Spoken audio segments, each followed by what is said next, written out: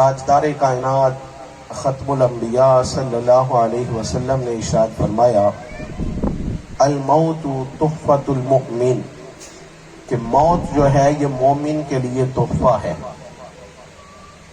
ہر کسی کے لیے موت کا ایک انداز نہیں، ہر کسی کے لیے موت بھیانک نہیں، ہر کسی کے لیے موت جدائی کا نام نہیں۔ حضرت ابراہیم خلیل اللہ علیہ السلام کے پاس عزرائیل حاضر ہوئے اور کہنے لگے کہ آپ کی جان نکالنے کے لیے آیا ہوں، آپ کے وصال کا وقت آ گیا ہے۔ تو ابراہیم علیہ السلام نے کہا پہلے مجھے اپنے رب سے بات کرنے دو، پھر اس کے بعد تمہیں اجازت ہوگی۔ انہوں نے کہا جی کر لیں۔ اللہ پاک سے عرض کی باری تعالیٰ کیا میں تیرا خلیل نہیں؟ خلیل کا معنی ہوتا ہے جگری دوست۔ کہا ہاں ابراہیم آپ میرے خلیل ہو۔ تو کہنے لگے باری تعالیٰ جب میں آپ کا خلیل ہوں، آپ کا یار ہوں، آپ کا دوست ہوں، تو یاروں کو مارا تو نہیں کرتے، دوستوں کو مارا تو نہیں کرتے۔ آپ نے میرے پاس اسرائیل کو مجھے مارنے کے لیے بھیج دیا ہے، یہ میرے پاس موت کا پیغام لے کر آئے ہیں۔ ہم نے تو دنیا میں سنا کہ دوست کا سہارا ہوتے ہیں، دوست کہیں مرنے لگے تو دوست اس کے پیچھے کھڑا ہو جاتا ہے بچانے کے لیے۔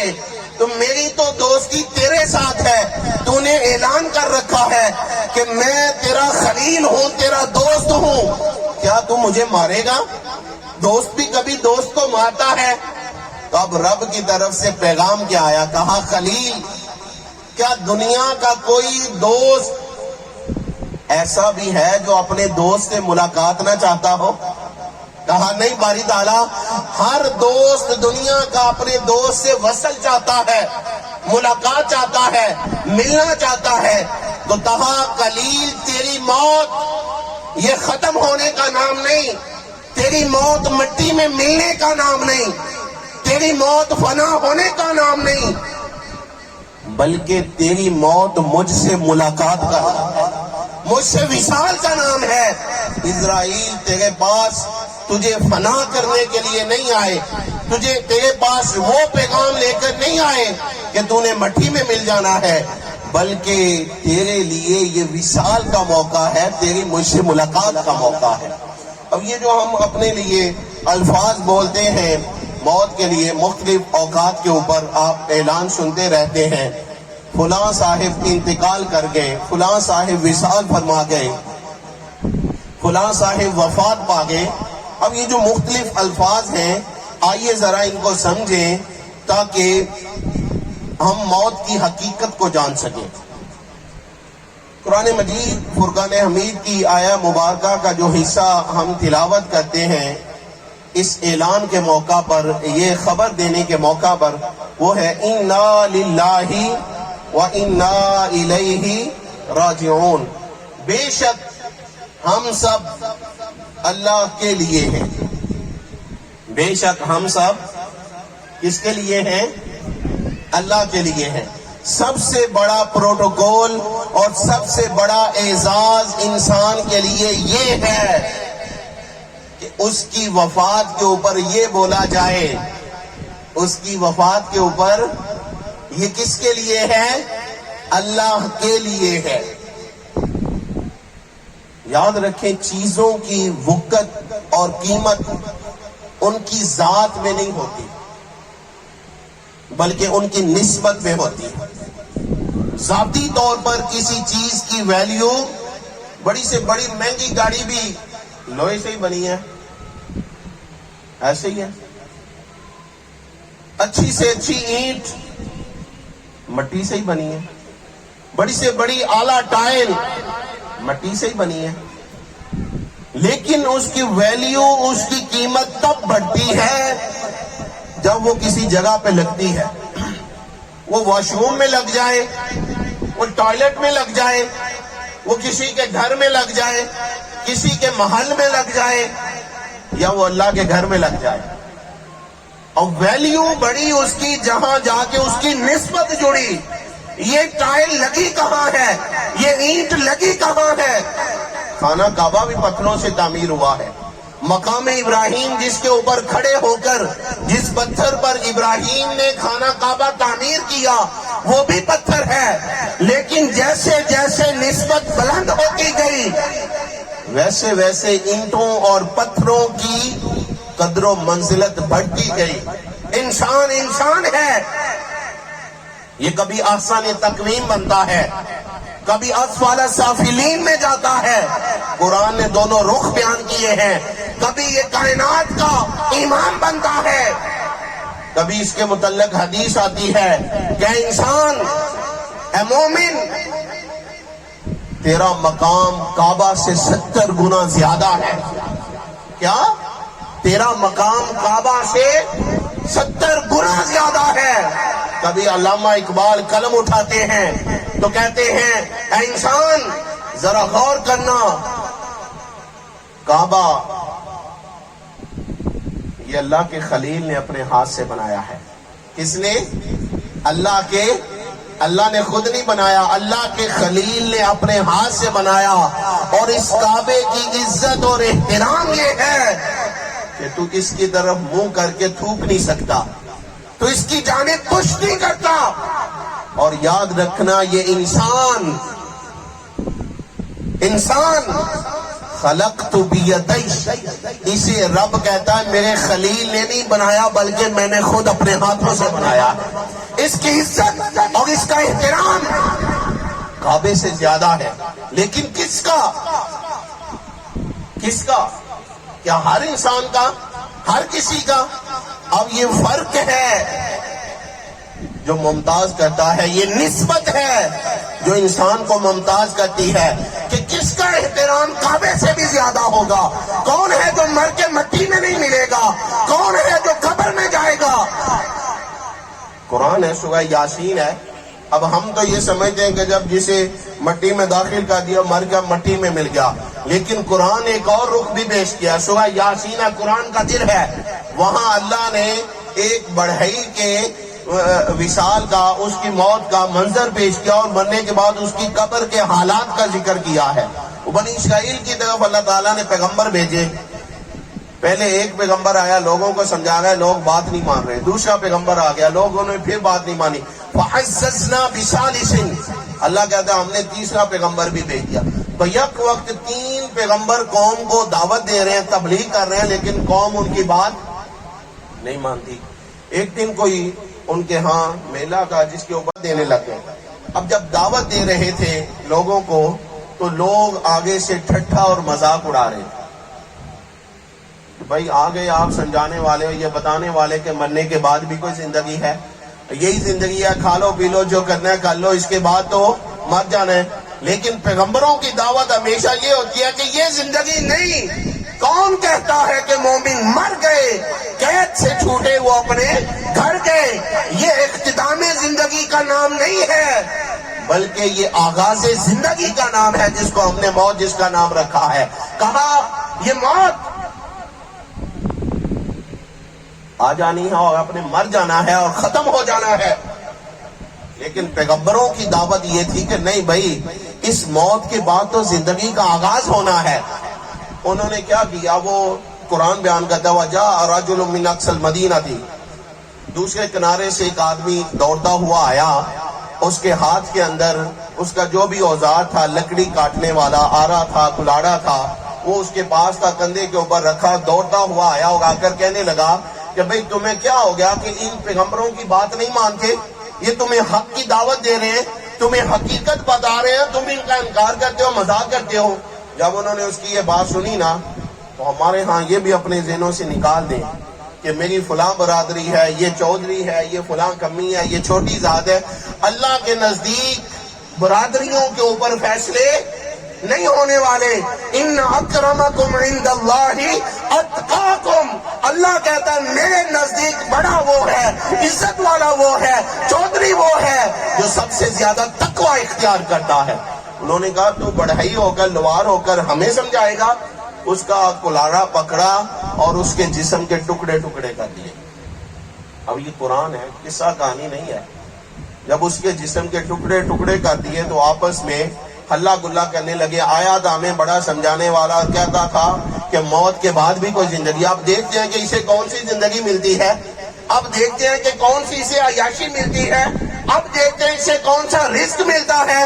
اب رب کہتا ہے جب وہ اسے مار کے قتل کر کے اس کے جسم کے ٹکڑے ٹکڑے کر کے آپس میں یہ باتیں کر رہے تھے تو ادھر سے ہمارا فرمان جاری ہوا, قیل ادخل الجنہ, ہم نے اسے کہا کہ جنت میں داخل ہو جا. لوگوں نے سمجھا مٹی میں مل گیا ہے, لوگوں نے سمجھا جسم کے ٹکڑے ہو گئے ہیں, لوگوں نے سمجھا مر کے ختم ہو گیا ہے. رب کہتا ہم نے کہا نہیں, ختم نہیں ہوا, مرا نہیں, بلکہ ہم نے کہا قیل ادخل الجنہ, ہمارے بندے ہماری جنت میں داخل ہو جا. جب وہ جنت میں داخل ہوا تو اس میں جنت میں داخل ہوتے ہوئے کہا باری تعالیٰ میری ایک خواہش ہے, میری ایک تمنا ہے, یہ جو لوگ باہر کھڑے ہیں, یہ جو لوگ باہر کھڑے ہیں, انہیں خبر نہیں کہ اندر کیا ہو رہا ہے.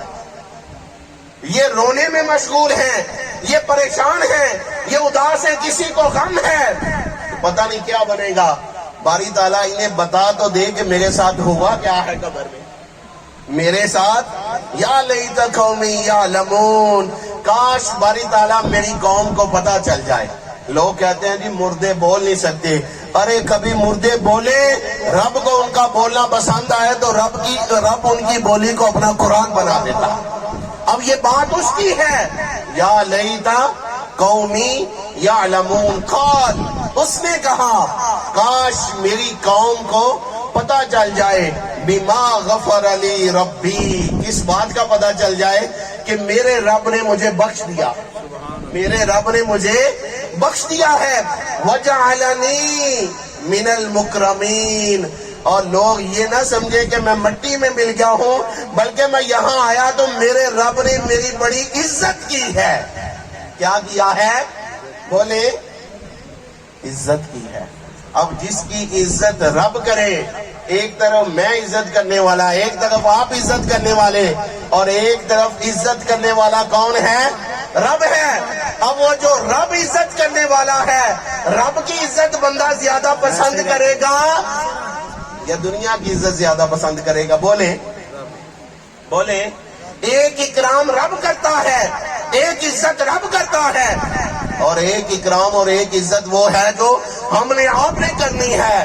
اے انسان, تو جیسے ہی اپنے آپ کو رب کے سپرد کرتا ہے, انا للہ و انا الیہ راجعون, جیسے اعلان ہوتا ہے کہ بے شک ہم سب اللہ کے لیے ہیں اور لوٹ کر کس کے پاس جانا ہے, اللہ کے پاس, تو انسان کی عزت اس کے اسی وقت بڑھ جاتی ہے جیسے ہی اس کا انتقال ہوتا ہے. یہ انتقال کا کبھی معنی آپ نے غور کیا؟ انتقال جائیداد کا بھی ہوتا ہے, پراپرٹی کا بھی ہوتا ہے, زمینوں کا بھی ہوتا ہے.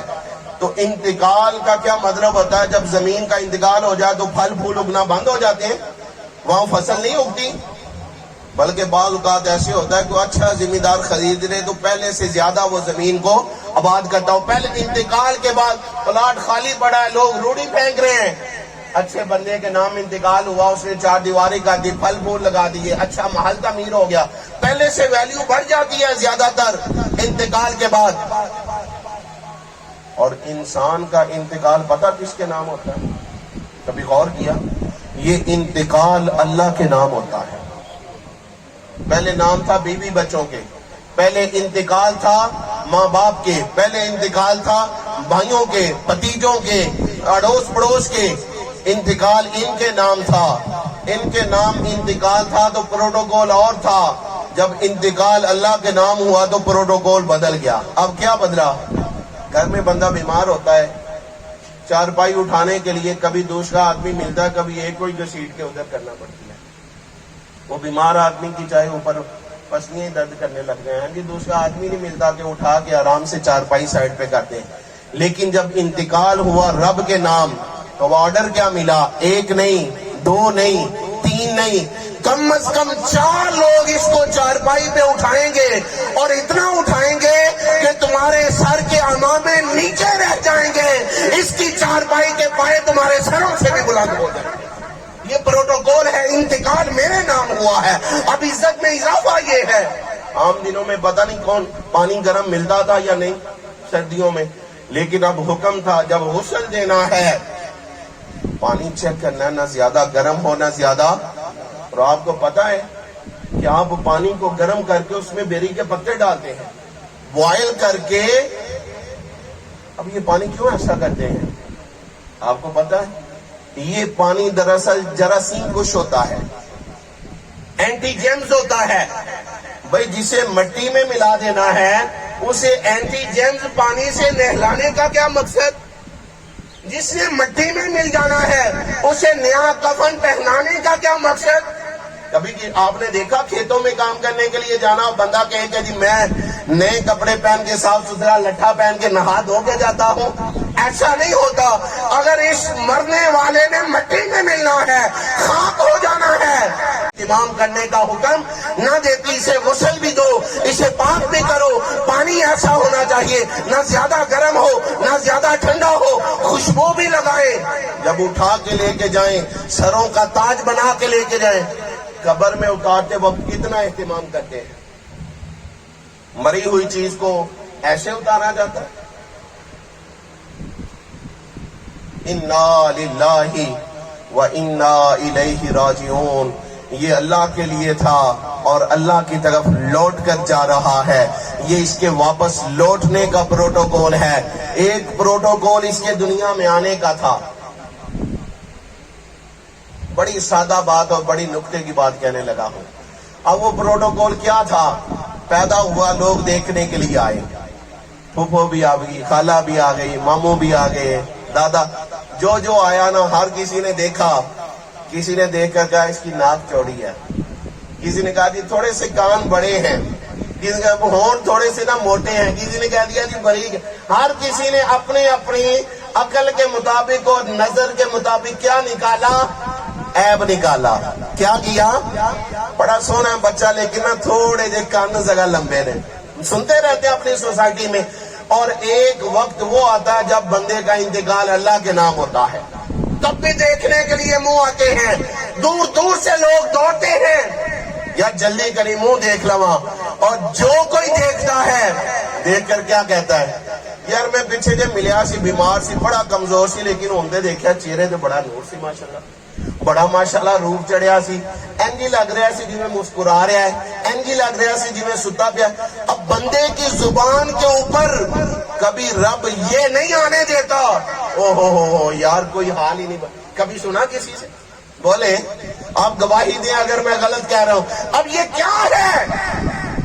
یہ رب کے نام انتقال ہے۔ جیسے ہی رب کے نام انتقال ہوا لوگوں کی بولی بدل گئی کہ یار بڑا اچھا ہے، بڑا روپ چڑھا ہے، بڑا نور آیا ہے۔ جب انتقال میرے آپ کے نام تھا بولی اور تھی، جب رب کے نام انتقال ہوا لوگوں کی بولی بدل گئی۔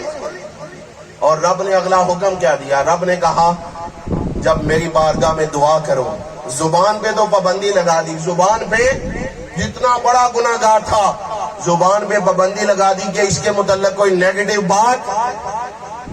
اب ایک مسئلہ تھا کہ دل میں تو بات آ سکتی ہے، دل کے اوپر بندے کا کنٹرول۔ کوئی عیب دیکھا، کوئی غلطی دیکھی، خطا دیکھی، دل میں آئی بار بار، لیکن رب نے اس کے لیے دعا سکھائی۔ ہم کتنا ایمان سے دور ہیں، کتنا اسلام سے دور ہے۔ وہ دعا کیا ہے؟ کہا میری بارگاہ میں دعا کرو، ربنا اغفر لنا ولاخواننا الذین سبقونا بالایمان، اے ہمارے رب ہمیں بخش دے، ولاخواننا الذین سبقونا، اور ہم سے پہلے جو ہمارے بھائی اس دنیا سے چلے گئے انہیں بھی بخش دے۔ اگلی بات بڑی خاص ہے، ولا تجعل فی قلوبنا غل۔ غل کہتے ہیں کسی کے متعلق دل کے اندر کوئی نقص، کوئی عیب، کوئی برائی، کوئی کمی، کوئی کجی رکھنا۔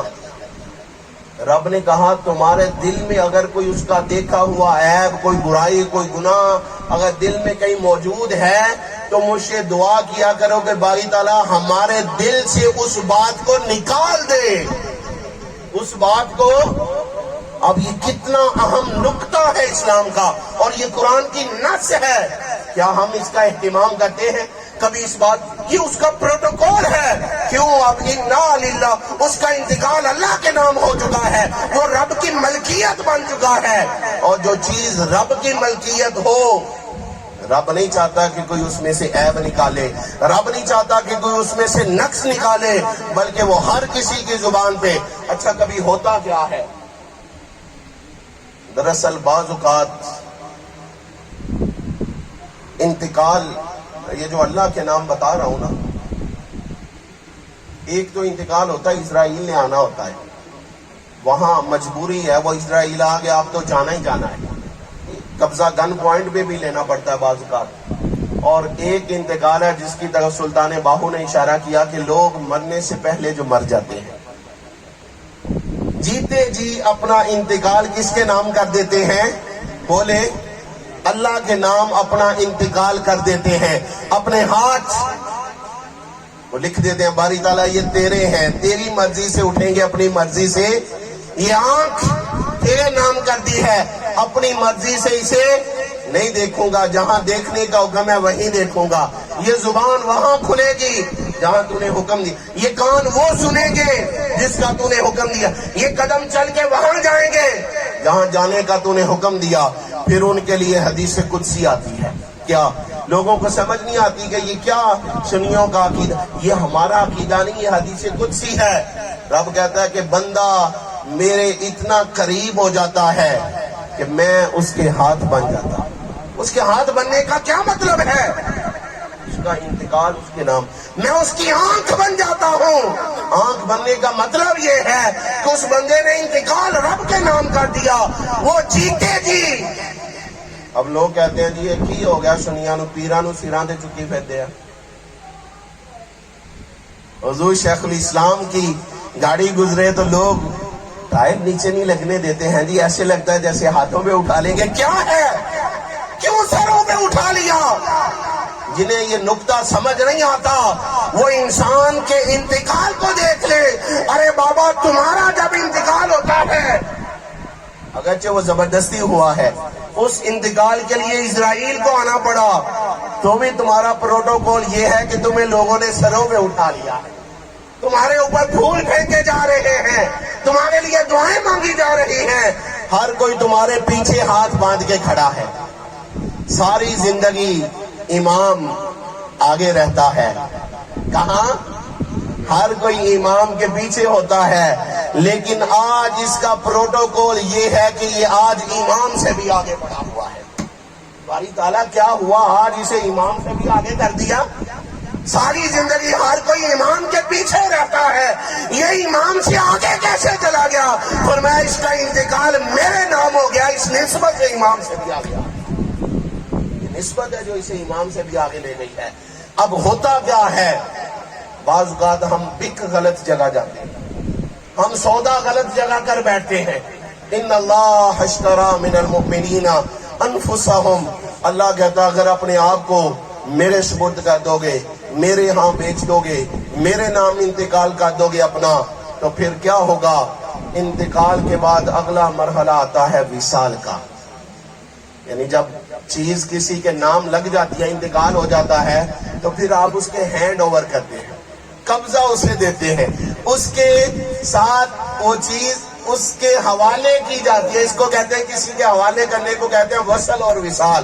اب پہلا انتقال ہوتا ہے اس کا اللہ کے نام، اور دوسرا مرحلہ ہوتا ہے اس کا وصال، اور وصال قبر کی شام محمد مصطفیٰ کے نام صلی اللہ تعالی علیہ وسلم۔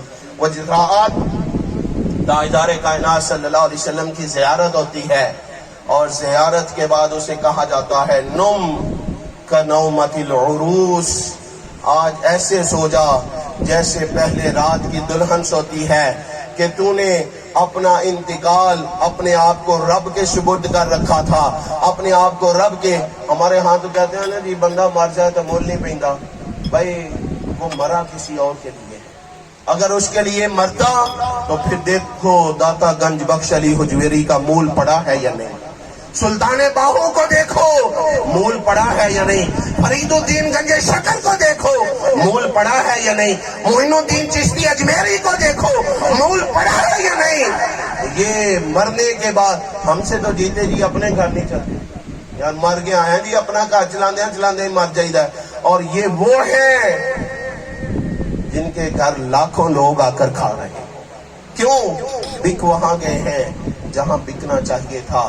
آئیے موت سے ڈرنے کی بجائے، موت سے ڈرنے کی بجائے، ڈرنے سے آپ بچ نہیں سکتے، بچنے سے آپ بچ نہیں سکتے، کچھ ایسا کر لیں۔ قرآن نے کہا کل نفس ذائقۃ الموت، ہر کسی کو موت کا ذائقہ چکھنا ہے، چاہے اس ذائقے کو اپنے لیے کڑوا بنا لیں، چاہے اس ذائقے کو اپنے لیے میٹھا کر لیں، یہ ذائقہ چکھنا پڑے گا۔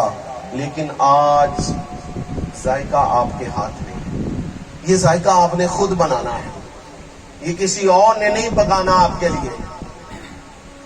یہ جو موت کی ہنڈیا آپ نے چکھنی ہے یہ کسی اور نے نہیں پکانی، آپ نے خود پکانی ہے۔ اور چاہے اسے اپنے لیے کڑوا کر لیں، چاہے اپنے لیے شیریں کر لیں، آپ کے پاس اب موقع ہے۔ ہاں، تاجدار کائنات صلی اللہ علیہ وسلم سے پوچھا گیا کہ مومن کی روح کیسے نکلتی ہے، اس کے لیے موت کا ذائقہ کیسا ہے؟ موت کا ذائقہ کیسا ہے اس کے لیے؟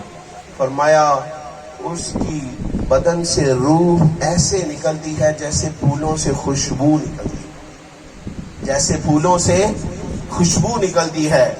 اور جس کے ہاں ایمان نہیں، یہ بھی سن لیں، اس کی جب روح نکلتی ہے تو فرمایا جیسے خاردار جھاڑی کے اوپر باریک مل مل کا کپڑا ڈال کر اس کے کھینچا جائے تو جیسے وہ اس کے پرزے پرزے ہو جاتے ہیں، گناہگار کی روح کو ایسے نکالا جاتا ہے۔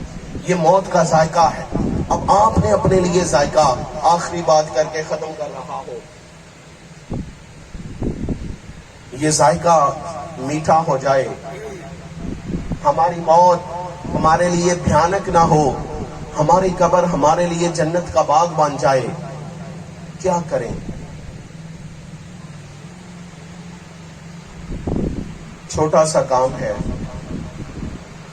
جس مالک کے لیے ہم ہیں اور جس مالک کے پاس واپس لوٹ کر جانا ہے، انا للہ و انا الیہ راجعون، اللہ کے لیے ہیں اور اللہ کی طرف لوٹ کر جانا ہے۔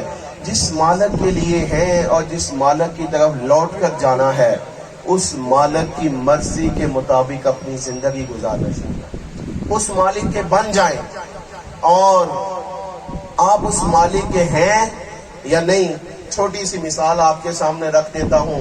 ہر کوئی اپنے آپ سے پوچھ کے اپنا فیصلہ کر سکتا ہے کہ میں اس کا ہوں یا نہیں، اسے اپنا مالک مانا ہوا ہے۔ یہ زبانی کہنے سے نہیں ہوتا جب تک حقیقی طور پر عمل نہ ہو۔ میں چھوٹی سی ایک مثال کے ذریعے آپ کو یہ بات سمجھاتا ہوں۔ ہمارے ہاں ہم کوئی جانور رکھیں، کوئی بھی جانور اپنے گھر رکھیں، وہ گدھا ہی کیوں نہ ہو، جانوروں میں سے جس کا نام گالی ہے، گدھا، مجھے کہے کوئی تو مجھے غصہ لگے گا نا۔ اب ایک جانور ہے جس کا نام ہم نے گدھا رکھا، جو کوئی اسے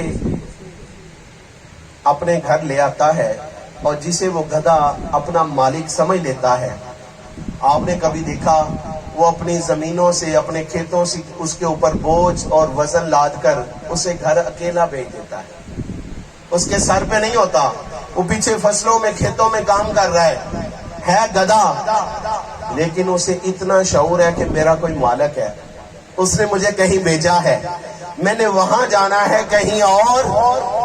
کبھی ایسا ہوا کہ وہ آپ کا چارہ لے کے کسی اور کے گھر چلا جائے؟ بولے کہ آپ دیکھتے ہیں بھینسیں چھوڑی ہیں، مالک پیچھے چلا جا رہا ہے، وہ آگے آگے خود ہی چلی، انہیں پتا ہے یہ ہمارا مالک ہے۔ اور اس سے بھی اگلی بات کہوں نا تو کتا،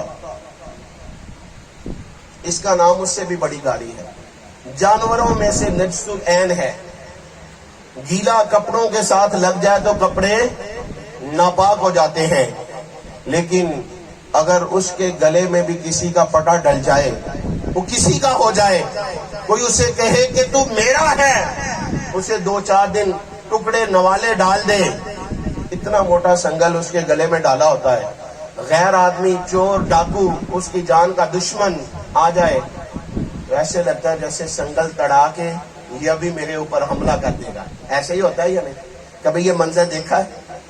لیکن اگلی بات جو کہنے، مالک ایک دفعہ کہتے، مالک ایک اشارہ کر دے کہ اس کو بھونکنا نہیں، اس کو کاٹنا نہیں، تو وہ کتا ہو کر، کیا کتا ہو کر مالک کے ایک اشارے کے اوپر وہی رک جاتا ہے، مالک کے ایک اشارے کے اوپر خاموش ہو جاتا ہے کہ میرے مالک نے مجھے منع کر دیا ہے، اب میں نے نہ کاٹنا ہے نہ میں نے انسان ہو کر، اشرف المخلوقات ہو کر، اپنا مالک بھی اسے کہے، وہ اسے حرام کھانے سے روکے لیکن وہ نہ روکے، وہ اسے لوگوں کا حق مارنے سے روکے وہ نہ روکے، وہ اسے ظلم و زیادتی سے روکے وہ نہ روکے، اور دعویٰ یہ کرے کہ وہ میرا مالک ہے، تو پھر انسان کو سوچنا چاہیے کہ میں اپنے دعوے میں کتنا سچا ہوں، میں حقیقت سے کتنا دور ہو چکا ہوں۔ آئیے اگر اسے اپنا مالک کہتے ہیں تو پھر اس کے بندے بن کر اسے دکھائیں، اپنی زندگی اس کی مرضی کے مطابق گزاریں، اپنی زندگی اس کے احکامات کے مطابق گزاریں۔ خدا کی قسم اگر زندگی اس کے حکم کے مطابق گزاریں گے، اپنے آپ کو اس کے حوالے اور سپرد کر دیں گے، تو پھر کیڑے مکوڑوں کی جرت نہیں کہ وہ آپ کو کھا سکیں، پھر مٹی کی جرت نہیں کہ وہ آپ کو مٹا سکے۔ وہ اصحاب کہف جن کا قرآن میں قصہ پڑھتے ہو، وہ کیا تھے؟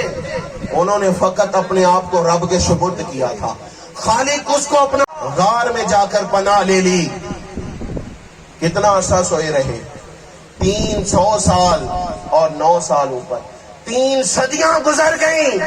3 صدیاں گزرنے کے بعد نہ تو ان کا لباس میلا ہوا، نہ ان کے بال پراگندہ ہوئے، نہ کسی کی مونچھیں بڑی ہوئی، نہ کسی کے بال بڑے، 3 صدیاں لیٹے رہے، اور جب اٹھ کر کہنے لگے کم لبسنا۔ یہ رب نے موت کی مثال بیان کی ہے نا، یہ موت کی مثال کہ موت کے بعد کیسے دوبارہ زندہ کروں گا۔ جب اٹھ کر ایک دوسرے سے سوال کیا کتنا عرصہ سوئے ہیں؟ کم لبسنا یومن او بعد یوم، کہنے لگے 1 دن یا 1 دن سے بھی کم۔ ارے یہی مثال اس آدمی کی جو ہے جو خود کو رب کے سپرد کر دیتا ہے کہ زمین میلی نہیں ہوتی، زمن میلا نہیں ہوتا، محمد کے غلاموں کا کفن میلا نہیں ہوتا۔ یہ قرآن واضح مثالیں کھول کے بیان کر رہا ہے۔ فقط ہماری ذمہ داری یہ ہے کہ ہم اسے اپنا مالک مان لیں اور خود کو اس کے سپرد کر دیں، اس کے احکامات کے مطابق اپنی زندگی بسر کریں۔ اللہ ہمارا حامی و ناصر ہو، ہمیں موت کی حقیقت کو سمجھنے کی توفیق عطا فرمائے۔ وما علیہ